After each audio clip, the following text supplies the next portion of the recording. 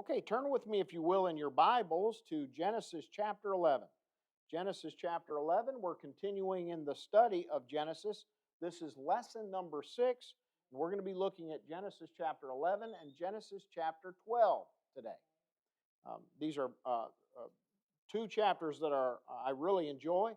Uh, Genesis chapter 11 talks about the Tower of Babel and what was going on during that time. And then we also look at the descendants of Shem in this chapter. And then chapter 12, we look at the call of Abram. And Abram and Sarah as they go down into Egypt and what was going on there. So very interesting. We're going to have a good time studying Abraham. You know, he's the father of the faith. You'll see that as we look at chapter 12. You're going to see what it was that caused him to be called the father of the faith. Okay? So let's go ahead and start with our Bible reading. We're going to start with chapter 11, verse 1. We'll go from 11:1 all the way to verse 9, and then we will come back and we'll read some of our questions. Okay? Now the whole earth had one language and the same words. Let me just stop there for a second. Let me remind you that state that I just read, the whole earth had one language and the same words. Imagine prior to the flood, the entire world prior to the flood for all 1700 years, the whole world had the same language. Okay, and so as this evil was spreading massively, it's because they all had the same language. We're going to see at the Tower of Babel, the Lord comes down in the Tower of Babel and he sees that the condition still exists that is such that it will cause the world to go corrupt fairly quickly like it did before the flood. So he's going to have to change that to slow the corruption that the world is going to experience. So the whole world, the whole earth had one language and the same words. And as people migrated from the east, they found a plain in the land of Shinar and settled there. And they said to one another, "Come, let us make bricks and burn them thoroughly." And they had brick for stone and bitumen for mortar. Then they said, "Come, let us build ourselves a city and a tower with its top in the heavens.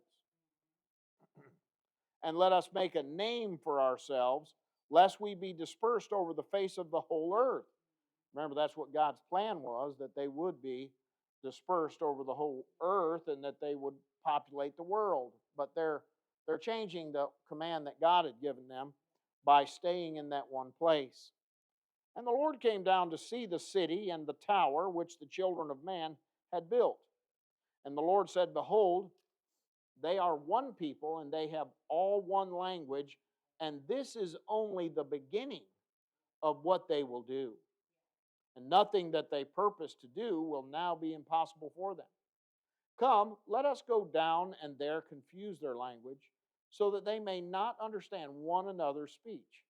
So the Lord dispersed them from there over the face of the earth, and they left off building the city.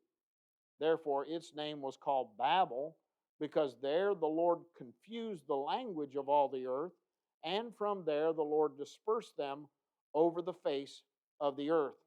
Now, if you remember over in chapter 10, we looked at Nimrod and that he was the first to be considered a mighty man in the earth, and he built a kingdom. And what did we say the cities were that he built? It says the beginning of his kingdom was Babel, and then Erech, Akkad, and Calneh in the land of Shinar. So, as we're reading about the Tower of Babel and the city of Babel, we're seeing that Babel was the first city that Nimrod was building. He was going to build an empire. Okay, and we're just reading about the beginning of that empire. Okay. So let's look at some of the questions that we have now that I put on your question and answer sheet there. After the flood, how many languages were spoken on the earth? How many languages after the flood? Huh? One. One language and the same words. Okay, the second one there at verse 2, as the people were migrating from the east, they found a plain and settled there. Where did they find that plain? What's the name of that plain? The land of Shinar. Okay. Out of verse 3, when they settled in, what is the first thing they did?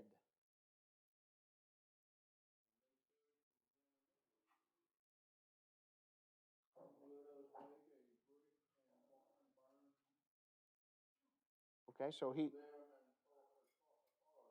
Okay, so they made brick for stone and bitumen for mortar. Okay, now mortar, remember you put mortar between the bricks and it holds it all together. Okay, so that's what they were using there. Okay, verse number 4. What did they do next?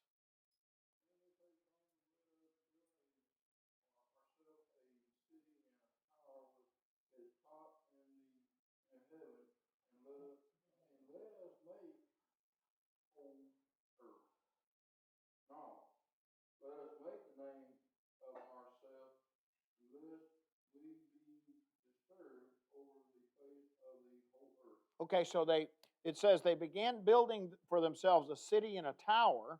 Notice that the tower didn't come first. It was the city that was the emphasis, and then the tower with its top in the heavens. That means what they were going to do with that tower is they were going to have idol worship there in that tower, okay? And they were going to be starting a new religion where Nimrod would be the one that would be the focus of their worship. They were going to be worshiping Nimrod. They also planned to make a name for themselves. This would keep them from being dispersed over the face of the whole earth. They would have a name, and they would all belong to the, it's kind of like the Chicago Bears. Where's the Chicago Bears from? Well, they're from Chicago. Why? Because they have a name for themselves, and that's part of it. The city name is part of the name that they have, and so you can, and that's the way he's talking about here. Babel, the city of Babel, and the Tower of Babel all would have a name for itself. Okay, in the 5th verse, it said, "What did the Lord do next?" What did the Lord do next?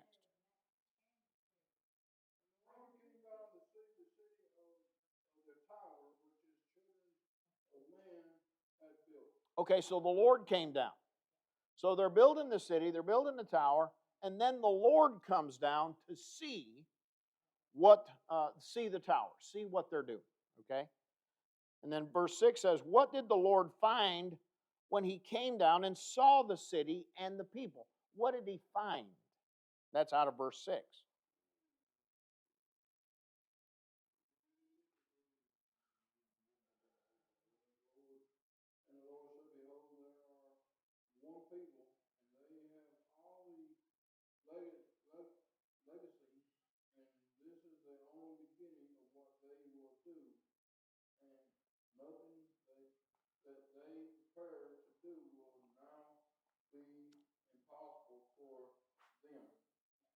Okay, so he finds that they all are speaking all one language, and so it says they are one people and they all have one language. The city and tower were only the beginning of what they would do. Nothing they propose to do will be impossible. Now that sounds good, doesn't it?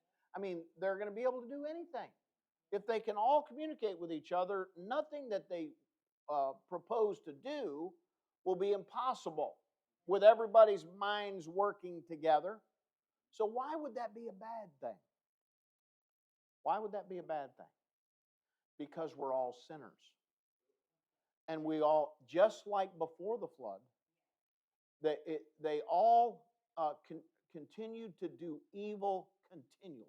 They were continually thinking in and being motivated by evil. So the condition of these people, although they were not Nephilim yet, as we haven't read that, and although we will see in all of those Ite nations that you're going to see a lot of Nephilim that come out, the heart of man, until we are transformed by our faith in God and our obedience to God, the heart of man is wicked, is fallen. And when all the humans can work together in one goal or one aim, they will be able to accomplish what they're trying to do. Now, that's the problem we have, and you're seeing this because they're using artificial intelligence now to be able to communicate with everybody, and that's opening a door that's going to create a massively evil society before it's over. It's preparation for the Lord's return, taking his church home, and then he's going to begin to pour his wrath out on the world, just like he did there at the flood. Poured his wrath out. Now it's going to be a different form of his wrath. He's not going to destroy the world with a flood because he already promised he's not going to do that again. But he is going to be pouring his wrath out on the earth during that 7-year tribulation period. So it is not what God found, and of course he already knew it, but he's saying that in terms that we can understand and grasp. He found that they were all one language, and they needed to have that language changed so that no one could, very few people other than family groups could communicate with each other. And so all these evil schemes that they might come up with, it would be localized. It wouldn't be worldwide. Okay? All right, so let's go on here. And this is out of verse 7 and 8. What was God's solution? How did he fix this problem?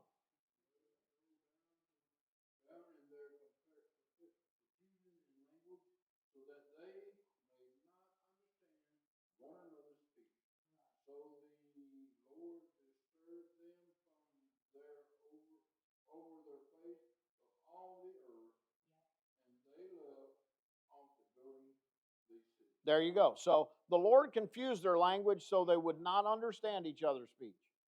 And then he dispersed them from there over the face of all the earth. Now, I believe that because this is when Peleg was born during the Tower of Babel time, is when Peleg, and you'll see that on our timeline here on the notes. Peleg was born right around this time, and when the Lord divided the nations. And I believe personally that he physically dispersed them, took them from the Tower of Babel, and planted them in another land where he was going to give it to them as a nation. And he did that to all the families of the earth that were in Babel. They were dispersed throughout the world, and then of course the result of that is they left off building the city and the town. Okay.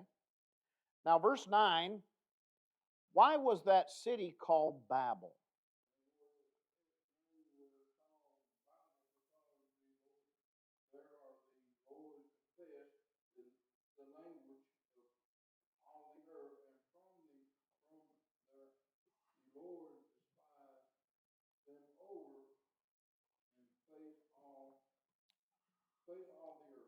Okay, so because there the Lord confused the language of the earth, and from there the Lord dispersed them over the face of all the earth. Isn't that good?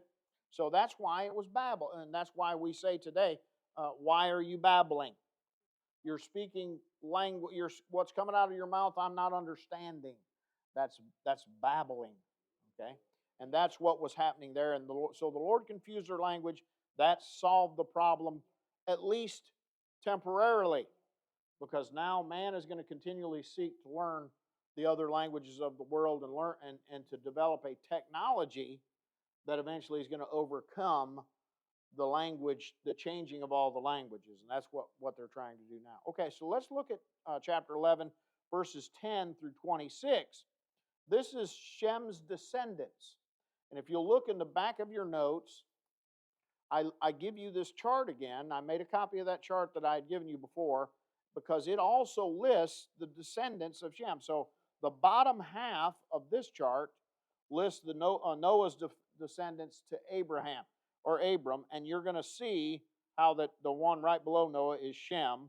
And so we're going to look at Shem's descendants. I'll read through those paragraphs there, but then the questions we're going to have is mostly going to come off of that chart. Okay, you'll find the answers to those questions on the chart. These are the generations of Shem. When Shem was 100 years old, he fathered Arphaxad 2 years after the flood. And Shem lived after he fathered Arphaxad 500 years and had other sons and daughters.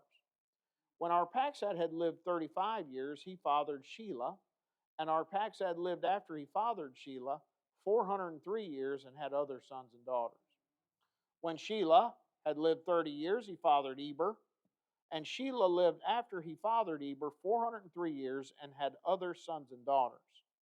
When Eber had lived 34 years, he fathered Peleg, and Eber lived after he fathered Peleg 430 years and he had other sons and daughters. When Peleg had lived 30 years, he fathered Reu, and Peleg lived after he fathered Reu 209 years and had other sons and daughters. When Reu had lived 32 years, he fathered Serug, and Reu lived after he fathered Serug 207 years and had other sons and daughters. When Serug had lived 30 years, he fathered Nahor, and Serug lived after he fathered Nahor 200 years and had other sons and daughters. When Nahor had lived 29 years, he fathered Terah, and Nahor lived after he fathered Terah 119 years and had other sons and daughters. When Terah had lived 70 years, he fathered Abram, Nahor, and Haran. Now this is the descendants of Terah. Remember, Terah is Abram's father. Now these are the generations of Terah. Terah fathered Abram, Nahor, and Haran. And Haran fathered Lot. Haran died in the presence of his father Terah in the land of his kindred, in Ur of the Chaldeans. And Abram and Nahor took wives. The name of Abram's wife was Sarai, and the name of Nahor's wife Milcah, the daughter of Haran, the father of Milcah and Iscah.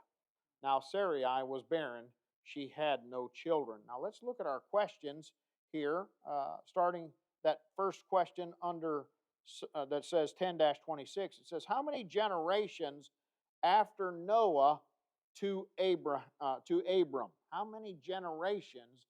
And you can find the answer to that on the chart. If you look at after Noah, how many generations before Abram was born?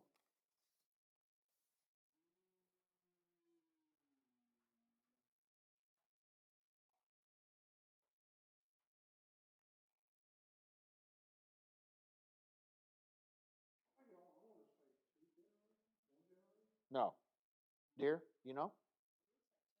10 generations. Noah was the 10th generation, or excuse me, not Noah. Abram was the 10th generation after Noah. Okay? Now, the next question, according to the chart, how old was Abram when Noah died? He was approximately 25 years old. Abram was approximately 25 years old when Noah died. Okay? According to the chart, after Shem, how many generations live longer than 400 years? After Shem, how many generations live longer than 400 years? 3. Okay? And the reason I want you to look closely, I'm asking these questions because these questions are going to be, it's going to show you some things that are happening during this time. Okay? According to the chart, after Eber, how many generations live longer than 200 years? How many generations live longer than 200 years? Okay. If you look down there where it says Eber on the chart, the bottom chart, he lived 464 years, right? So after Eber, the next one on the list is Peleg. Okay. Peleg lives more than 200 years. And Reu lives more than 200 years. And Serug lives more than 200 years. Nahor didn't. The reason he didn't is because he died early. Okay, he would have probably lived more than 200 years, but something happened to him, and he died in the presence of his father, Terah. And then Terah, it's 5 generations, because Terah Terah also lives more than 200 years. So you got 5 generations there that live more than 200 years, and then it drops off again, and you'll see more. So it starts out with Noah at 950, and then not counting Shem, but the next 3 generations are half of that. Okay, they're about 450 and averaging, and then after them you got 5 generations that half it again. They're just a little over 200 years. Okay, now when we study the Job, when you study Job, you find out that he was about 100, and I believe he was about 240 years old when he died. So he would have died in within these 5 generations here, where they were living to be over 200 years. Okay, so he was older than Abraham, older than Abram, but he was probably by 1 or 2 generations older than Abram. And that's why that book, Job, is the first book we believe that was recorded in the Scriptures. Okay? Okay, now we're going to look at these questions with Terah's descendants chart. Name 3 sons of Terah. This is out of verse 27.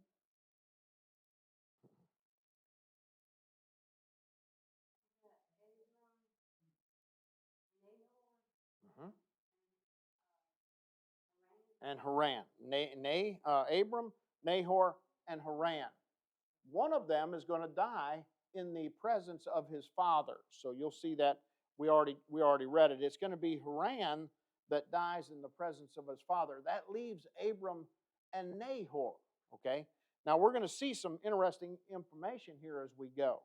Verse 27 also has the question, who was the son of Haran? Out of verse 27. Who was the son of Lot? Was the son of Haran, and Haran dies. So Abram, he kind of somewhat, because he's the oldest, he kind of adopts Lot, if you will, and kind of helps watch over and take care of Lot for his brother who had passed away. Okay, who was with Haran when he died, and where were they?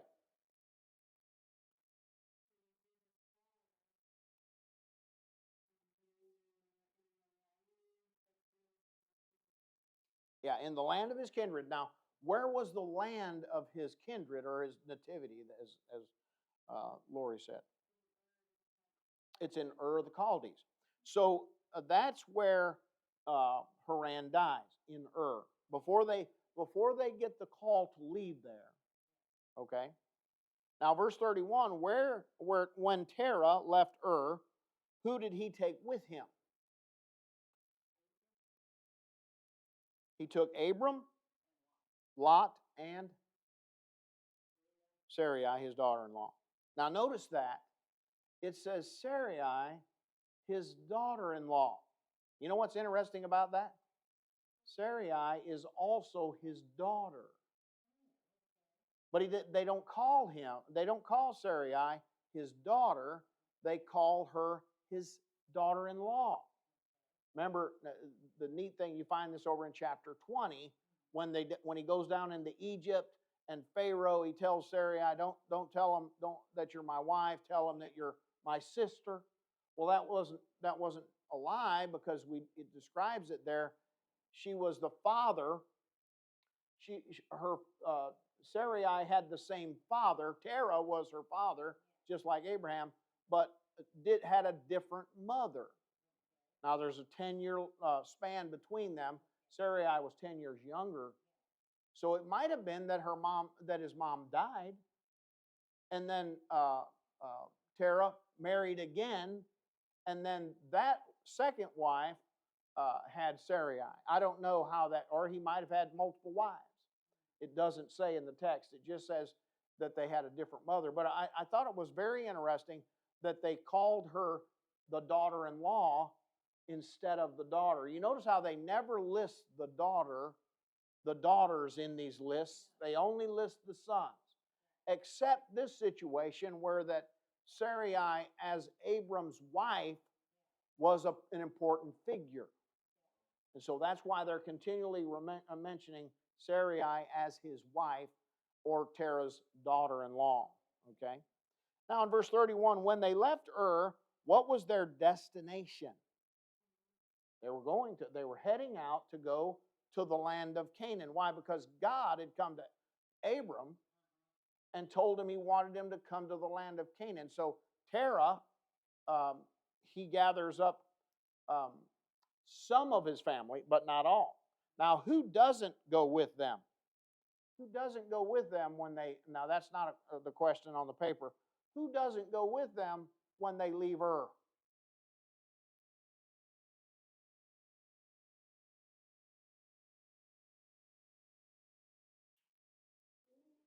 It's Nahor. Nahor. See, you had Haran that died. So Terah, when he takes them, he's taken Abram, Sarai, and Lot, and Lot. Okay.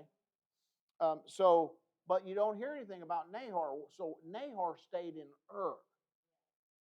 Okay. Now the reason that's important, most of my life, at least, I believed that when Jacob, Isaac, when you remember Abraham in the future is going to send his servant to go get a wife for Isaac, and he's going to go to the land of his kindred.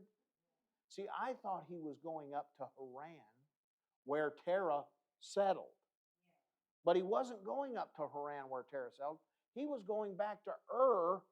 So he was crossing all the way across, the Fertile Crescent, went all the way up the Fertile Crescent back to where they originated from, and that's where Nahor's family was. So he went there, and you'll see that he finds a wife for Isaac from Nahor's descendants. Okay, so that's where they were. Where did Terah and his family settle? They settled in the city of Haran. Okay, that's the end of chapter 11. Now let's look at chapter 12, the call of Abram. The call of Abram. So we find that you see why things are confusing there about Terah's daughter-in-law, and why you would not have realized that it was also Abram's sister. It's just because of the way the wording is, and you got to really study it out to really see the connections. Right, there you go. Okay, so let's look at 12, verse 1. Now the Lord said to Abram, "Go from your country and your kindred and your father's house to the land that I will show you. And I will make of you a great nation, and I will bless you and make your name great, so that you will be a blessing. I will bless those who bless you, and him who dishonors you I will curse, and in you all the families of the earth are blessed." Now, I believe I have 3 questions out of that paragraph, because it's important. We're going to break down a little bit what was in that paragraph. So, first, what does the Lord call Abram to do?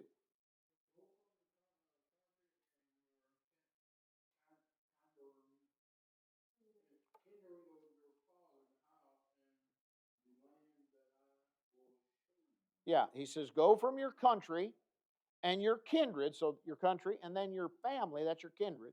Leave your family, leave your country and your family, and your father's house. It's very important.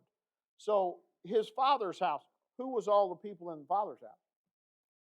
Nahor, Abram, Nahor, and now Haran had died, but it was Lot. See, if Lot would not have came with them,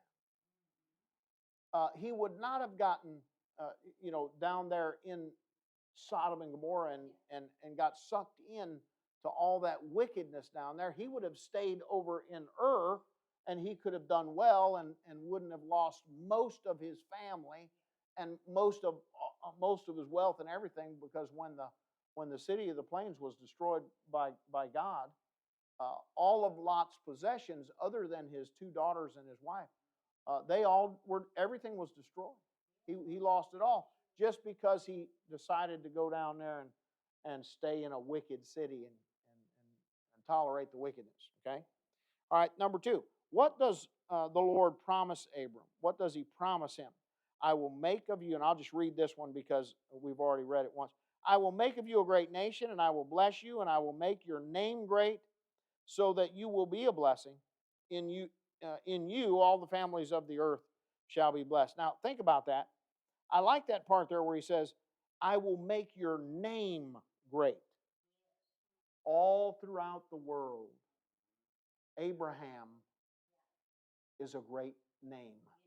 Abraham's, all that he did, all of his children, you have Isaac and Ishmael, and all of his 6 other children, they all became nations, and kings came from them, and they all recognized Abraham as their father, as the one that established their nation.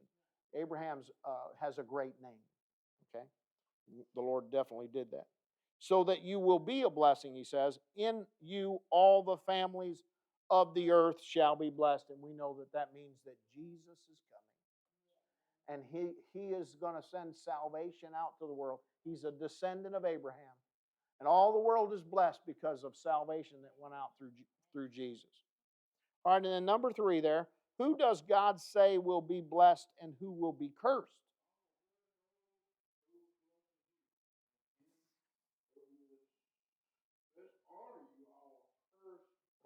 There you go.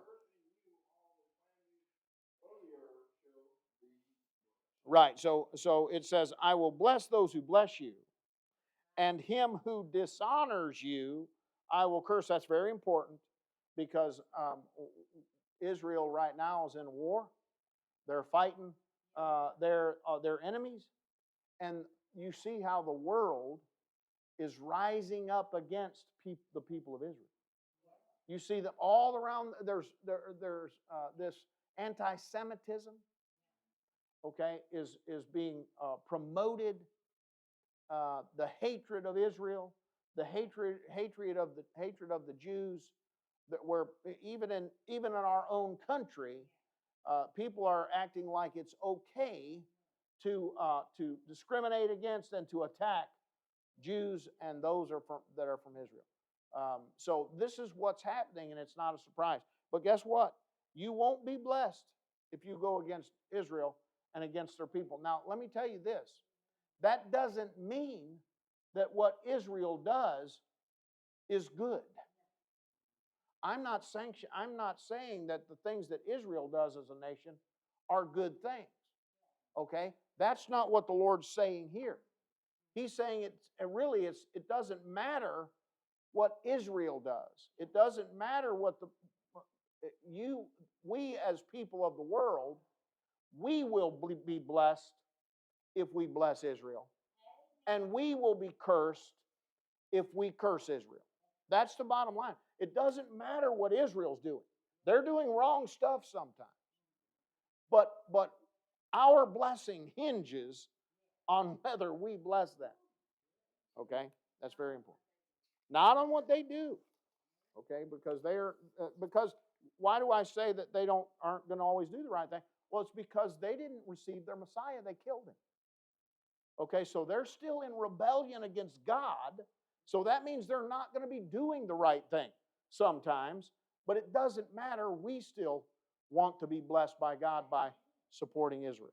Okay? Now, number 4 there, out of verse 4. How old was Abram when he left Haran? 75 years old. Okay? And it's important to be able to keep up with these things as you go, because it gives you an idea of how long he stays at different time frames here. 75 years old. All right. The 5th one there. Who went with Abram? Who went with him when he left?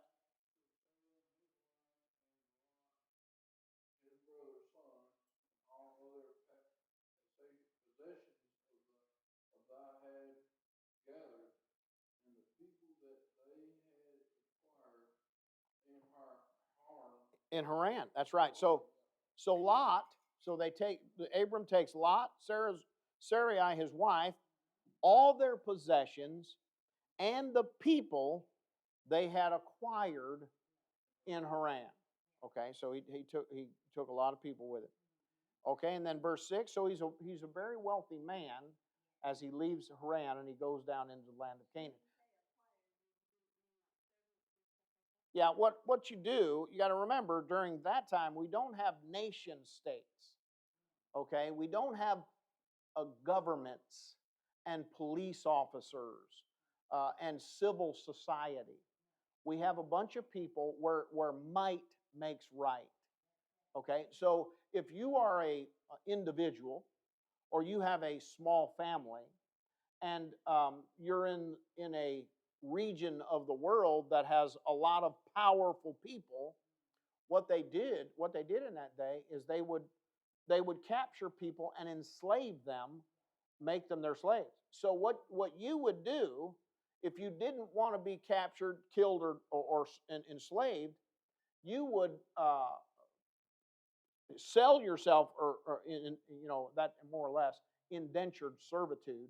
You would become a servant to some large family that is able to defend themselves better, and so you would, because there's strength in numbers, and so they would join themselves. And so I believe that what happened there is he had a lot of people in Haran that joined themselves to Abram because Abram was a good man. He was an honorable man. And so think about that. You have an honorable man with a family that is powerful. That's the kind of situation you'd want to join if you could. And so I think that's what that's talking about there, where that the people they had acquired in Haran, people that wanted to join them. Okay, and then verse 6, the question: when Abram arrived in the land of Canaan, who lived there? Who lived in the land of Canaan when Abram got there?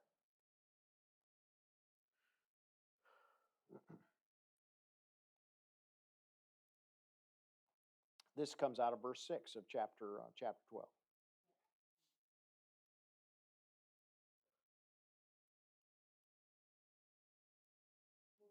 The Canaanites. Well, they're in the land of Canaan. Okay, and you remember what we said when we were reading all those the list of all those names. Okay, when we got to the name at the bottom of all those ites, so you got the Jebusites, Amorites, Girgashites, Hivites, Arkites, Sinites, Arvadites, Zemarites, and Hamathites, and then it said this: afterward the clans of the Canaanites dispersed. So all of those ite nations are the people that lived, and they were called the Canaanites. Okay. So the Canaanites lived there. And now, out of verse 7 and 8, Abram first went to Shechem and then to Bethel. What did he do at both places? At Shechem and Bethel. He did something in both places. What was it that he did? And this is out of verse 7 and 8 of chapter 12.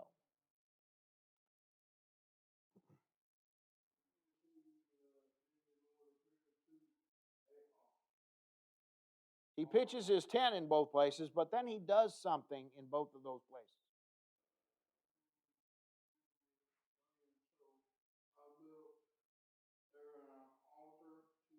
There you go. In both of those places, he builds an altar to the Lord. Okay, now let's go to chapter 12, and we'll look at verse 10, and we'll come down all the way to the end. I'll read it all the way to the end, and then we'll ask those questions. Now there was a famine in the land, so Abram went down to Egypt to sojourn there, for the famine was severe in the land. When he was about to enter Egypt, he said to Sarai his wife, I know that you are a woman beautiful in appearance. And when the Egyptians see you, they will say, this is his wife. Then they will kill me, but they will let you live. Say you are my sister, that it may go well with me because of you, and that my life may be spared for your sake. When Abram entered Egypt, the Egyptians saw that the woman was very beautiful. And when the princes of Pharaoh saw her, they praised her to Pharaoh. And the woman was taken into Pharaoh's house. And for her sake, he dealt well with Abram. And he had sheep, oxen, male donkeys, male servants, female donkeys, and camels. Okay, isn't that interesting that he got to, he, they, Pharaoh took her into his house, and he gave, because Pharaoh is the king. And so if the king is taking your daughter to be his wife, that comes with a great amount of gifts. The king is going to give a great deal of gifts in order, a dowry, if you will, to bless whoever it is he's getting the wife from, and in this case it's Abraham or Abram. But we're going to find out that so he was given much more wealth than he had when he went down there. But the Lord afflicted Pharaoh and his house with great plagues because of Sarai, Abram's wife. So Pharaoh called Abram and said, "What is this you have done to me?" Isn't it interesting how Pharaoh was able to know because of the afflictions there was something going on here with Sarai? As soon as she come into my house, we all started getting the plagues. That this isn't going to be the last time that Egypt gets a bunch of plagues from Israel. Okay? Why did you not tell me that she was your wife? Why did you say she is my sister, so that I took her for my wife? Now then, here is your wife, take her and go. And Pharaoh gave men orders concerning him, and they sent him away with his wife and all that he had. Okay? So let's answer these questions out of that, and then we'll be finished for the night. We'll be able to go in there and have our fellowship. Why does Abram go down to Egypt? That's verse 10. Why does he go down to Egypt? Verse 10.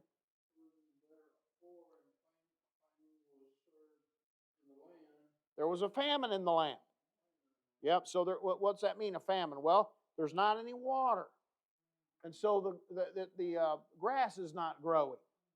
The grain is not growing. So the animals, remember, Abram was a shepherd, and he had great flocks. And so he was continually having to move to keep those flocks eating. So he was continuing to move down toward the Negeb, and that led into Egypt. Okay? There was a famine in the land. Okay, verse 12. What deception did Abram have Sarai go along with? What was the deception?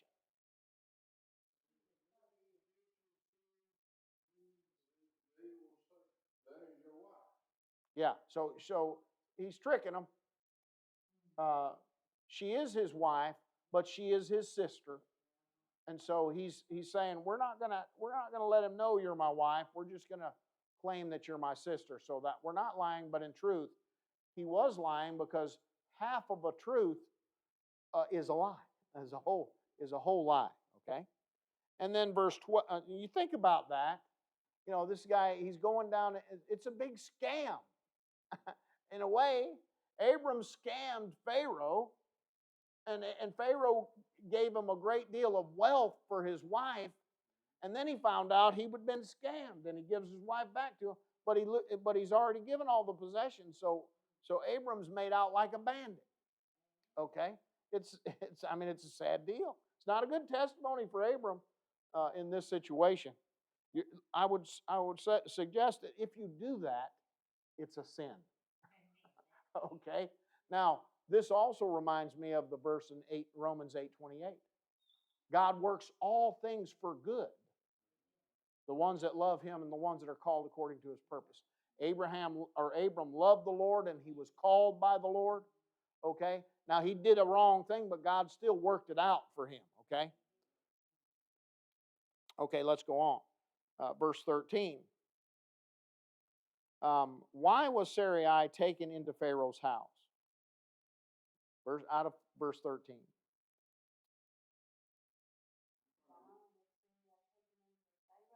Yes.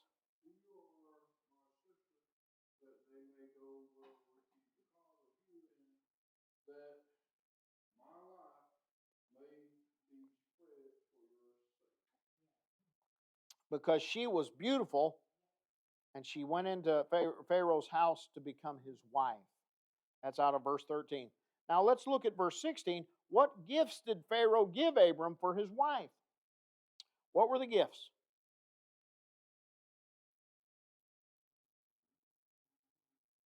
Gave him sheep, oxen, male donkeys, male servants, female servants, female donkeys, and camels. Now that's an abundance of wealth that he was given there, an abundance of wealth.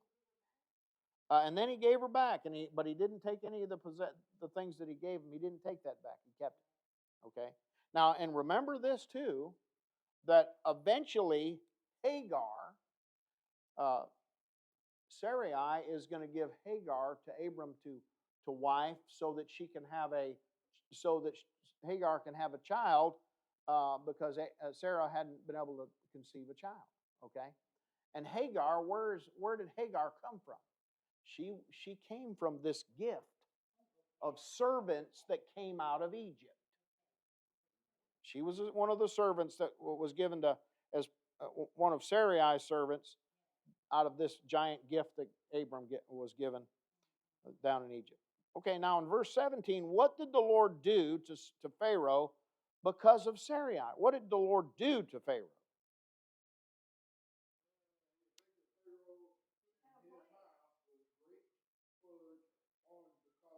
Plagues. Yeah, he afflicted Pharaoh and his house with great plagues. Yep, and that sounds like what happens with Moses. Okay, and then verse 20, what did Pharaoh do to Abram? What did he do after all this happened? What did he do?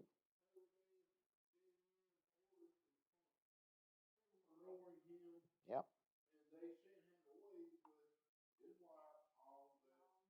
And all that he had. So he sent him away with Sarai and all that he had. He sent him.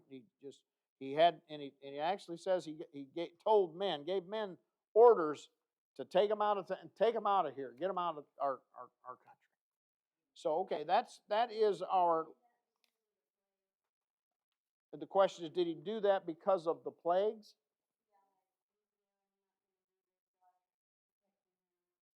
Well, that's not mentioned, but it could be. I mean, God was obviously, he knew that was from the Lord, what he was doing. He knew that was from the Lord. So, obviously, Abram is someone that God is watching out for, and so that could have been part of that motivation, just letting him keep the stuff and leave. He didn't want to make God mad any madder than he already was, so that could be part of it. Okay, we're going to have the blessing. We're going to pray, and then we'll go in and have our fellowship for the night and have our prayer time. Okay, let's pray. Father, I thank you for this time that you've given us. Thank you for blessing us to be able to study the Tower of Babel and all that was going on there with Nimrod and the problem that develops when everyone is speaking the same language and yet their hearts are wicked. I pray that you'll help us to remember that during this age, and know what the outcome is going to be if that is what comes about. Lord, I pray that you'll bless our food tonight, bless our fellowship, bless our prayer time, and I pray that your will be done in all things. We thank you for what you're doing. In Jesus' name, amen.